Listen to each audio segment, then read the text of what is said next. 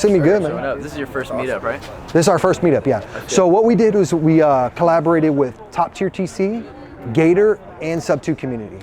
So we got all three communities, and I want to start bringing in a lot more people that are, in these communities that are local, or people like you guys that are traveling in. Sub2 Drew? I do know of Sub2 Drew. I haven't met him yet, no. But I do know of him. Yeah. A lot of pad split as well. Yeah, he just closed on one in DeLand or something like that. He was trying to wholesale it. I looked at that deal. I didn't like it, but he was trying to wholesale it. Okay. Yeah, but I think he took it down himself, if I'm not mistaken. Okay. Yeah, I know him. A bunch of pad split. He keeps telling me, "Marcel, you gotta do pad split in Savannah. You gotta do pad split." Yeah. But it's not experienced. Yeah. So I haven't done it yet. It's huge in Atlanta. Oh, They're yeah. based in Atlanta. Oh, yeah, I know. Pad Yep. Split's in Atlanta, Yeah, I had the manager from PadSplit interviewed me today. General manager for PadSplit. He interviewed me today. Okay. Because I have a short. I'm known as the STR guru guy. Okay. Because I've been doing STR for a long time, and so he interviewed me because I pivoted from STR into PadSplit. Yeah. So it's one of the things that I'm going to continue to scale. Like, it's a no-brainer business model. Yeah. Let me put this real quick. But for sure, I would 100% continue to look at analyze deals as pad splits. Yeah. Like, it's a no-brainer. It's a no-brainer. Cashflow's good. You're helping out the local community, homelessness, general workforce. The affordability right now, it's tough. Huh? Pace was saying, I had him on my podcast last week actually, which took 2 years to schedule. But You had a what? I had him on my podcast. Oh, okay.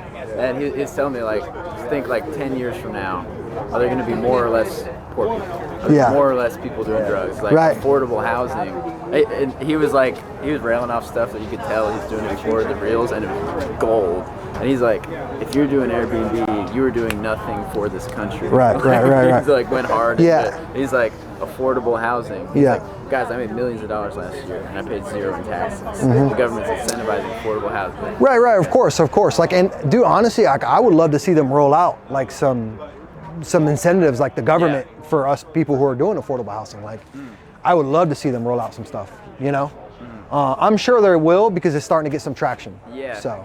I wonder if the short-term rental cost segregation thing that you can do. I wonder if they would do that. Well, you can do pad split. You can do a cost segregation on any type of property. It doesn't have to be a short-term rental. You can do a cost segregation on any type of property. Well, I guess the thing is, you'd have to be a real estate professional for it to benefit you. So if you're not a real estate professional, you buy a house, do it a plat. No, you can be a W-2 for it to benefit you, because remember, W-2 employees, they pay federal tax, income tax, and so I always tell people, when you do a cost segregation, get with a cost segregation. There's companies, third-party companies that do them. Get an estimate and compare it with your CPA to see if you need that deferment.